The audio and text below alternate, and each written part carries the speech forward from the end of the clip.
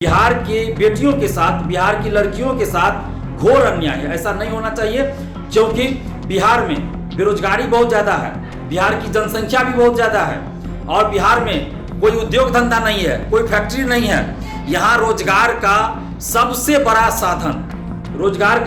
बड़ा साधन एकमात्र सरकारी नौकरी है।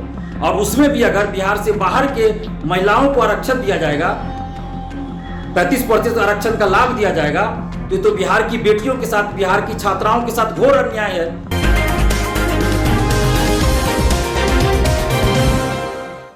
नमस्कार दोस्तों, मैं दिलीप कुमार। दोस्तों, बिहार में सरकारी नौकरियों में 35% महिला आरक्षण का प्रावधान 2016 में नीतीश सरकार ने किया था और उस समय नीतीश कुमार जी का ये कहना था कि बिहार की महिलाओं को सशक्त बनाने के उद्देश्य से महिला आरक्षण लागू किया गया है। लेकिन इस महिला आरक्षण का बिहार में दुरुपयोग किया जा रहा है। ऐसा मैं इसलिए कह रहा हूं क्योंकि किसी भी राज्य में आरक्षण का लाभ उस राज्य के मूल निवासियों को ही मिलता है और बिहार सरकार के गजट में भी ये लिखा हुआ है कि किसी भी तरह के आरक्षण का लाभ बिहार की मूल निवासियों को ही मिलेगा।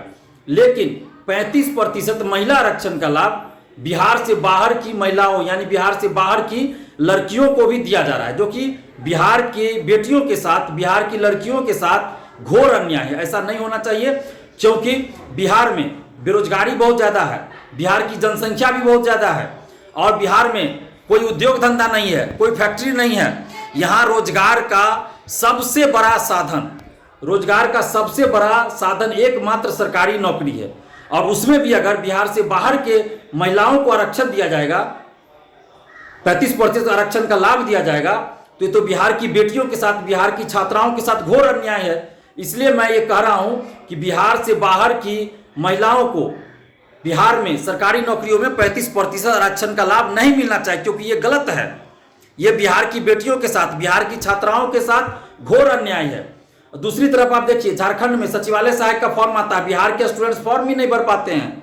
झारखंड सहित MP हो, तेलंगाना हो, कुल 16 राज्यों में बिहार के स्टूडेंट्स फॉर्म भी नहीं भर पाते। अगर कहीं फॉर्म भी भर दिए तो वहां उनका सिलेक्शन ही नहीं हो पाएगा, क्योंकि वहां स्थानीय नीति लागू है। कहीं 80%, कहीं 90%, कहीं 100% स्थानीय नीति लागू है, जिसके कारण बिहारी स्टूडेंट्स का वहां सिलेक्शन ही नहीं हो सकता। अगर फॉर्म भर दिए तो सिलेक्शन ही नहीं हो सकता। बहुत जगह तो फॉर्म ही नहीं भर पाते हैं, फॉर्म भरने से ही वंचित रह जाते हैं बिहार के छात्र। लेकिन बिहार में बिहार से बाहर की छात्राओं को, बिहार से बाहर की लड़कियों को 35% महिला आरक्षण का लाभ दिया जा रहा है, तो ये बिल्कुल गलत है। इसलिए मैं नीतीश कुमार जी से और तेजस्वी यादव जी से ये मांग कर रहा हूं कि बिहार की बेटियों के साथ, बिहार की छात्राओं के साथ न्याय कीजिए और 35% महिला आरक्षण का लाभ बिहार से बाहर की छात्राओं को जो मिल रहा है उसको आप बंद कीजिए। और ये आरक्षण जो 35% महिला आरक्षण है, उसका लाभ बिहार की बेटियों को, सिर्फ और सिर्फ बिहार की छात्राओं को, बिहार की महिलाओं को मिलना चाहिए।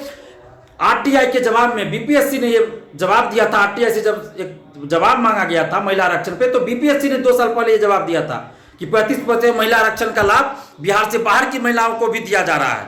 अब आप सोच सकते हैं कि सचिवालय सहायक की वैकेंसी अभी CGL 3 की बिहार में आई थी, अभी उसका PT एग्जाम होना है, फाइनल सिलेक्शन होते होते तब तक 35% आरक्षण का लाभ अगर बिहार से बाहर की महिलाओं को इसमें मिलेगा तो बिहार की बेटियों के साथ घोर अन्याय होगा। हजारों स्टूडेंट्स जो है, बिहारी छात्राएं हैं, वो बाहर हो जाएंगी PT में ही।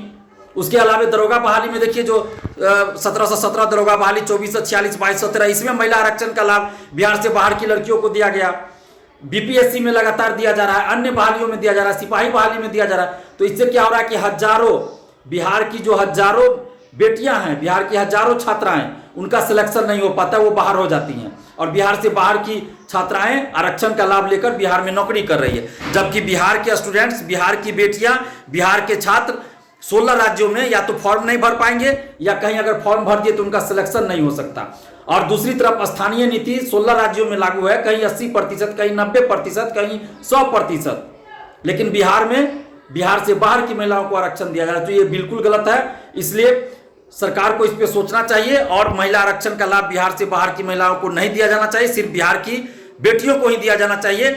और 16 राज्यों में जो स्थानीय नीति लागू है, तो बिहार में भी ऐसा होना चाहिए कि या तो उन राज्यों से स्थानीय नीति को हटाया जाए, उन राज्यों पे दबाव बनाए बिहार सरकार कि वहां से स्थानीय नीति हटाया जाए, या नहीं तो उन 16 राज्यों पे जहां जहां स्थानीय नीति लागू है, जहां बिहारी छात्र फॉर्म नहीं भर सकते, उन राज्यों को भी प्रतिबंधित बिहार में किया जाए, या फिर बिहार में भी स्थानीय नीति लागू किया जाना चाहिए ताकि बिहार के स्टूडेंट्स के साथ न्याय हो।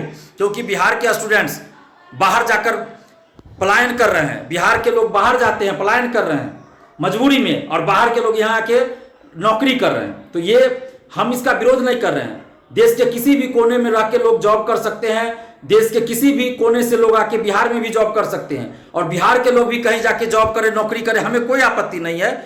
बिहार में भी किसी भी राज्य के लोग आके नौकरी करें, उनका स्वागत है और करते भी हैं। लेकिन 16 राज्यों में जो स्थानीय नीति लागू किया गया वो गलत है। या तो उन 16 राज्यों से स्थानीय नीति को हटा दिया जाए, या बिहार में भी स्थानीय नीति 90%, 80% या 85% लागू कर दिया जाए। क्योंकि एक राष्ट्र एक कानून की जब बात नरेंद्र मोदी जी करते हैं तो ये कौन सा कानून हुआ कि 16 राज्यों में बिहारी स्टूडेंट्स फॉर्म भी नहीं भर सकते, और बिहार में वहां उस राज्य के स्टूडेंट्स आके टॉपर भी बन सकते हैं, हजारों स्टूडेंट का सिलेक्शन हो जाता है। तो ये तो कहीं ना कहीं बिहार के स्टूडेंट्स के साथ अन्याय है। तो हम लोग किसी को रोकने का प्रयास नहीं कर रहे हैं। हम लोग ये नहीं कर रहे कि बिहार से बाहर के स्टूडेंट्स बिहार में आके नौकरी नहीं कर सकते, हम ऐसा नहीं कर रहे हैं।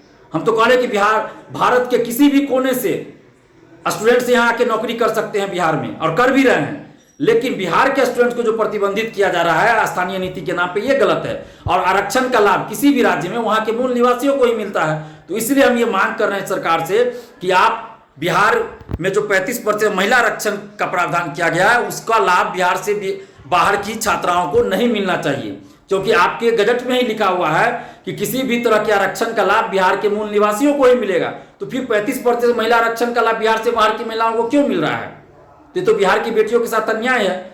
हम बिहार की तमाम बेटियों से, बिहार की तमाम लड़कियों से, बिहार की तमाम छात्राओं से ये अपील कर रहे हैं कि आप लोग इसका विरोध कीजिए और मांग कीजिए कि 35% आरक्षण का लाभ सिर्फ बिहार की महिलाओं को ही मिलना चाहिए। और अगर आप ऐसा मांग कर रहे हैं, अगर आप इस मांग का समर्थन कर रही हैं, तो आप जितनी भी छात्राएं हैं बिहार की, आप हमारा साथ दीजिए। और हमारा मोबाइल नंबर है, उस पर आप कॉल या व्हाट्सएप करके हमें बताइए कि आप हमारा साथ देना चाहती है।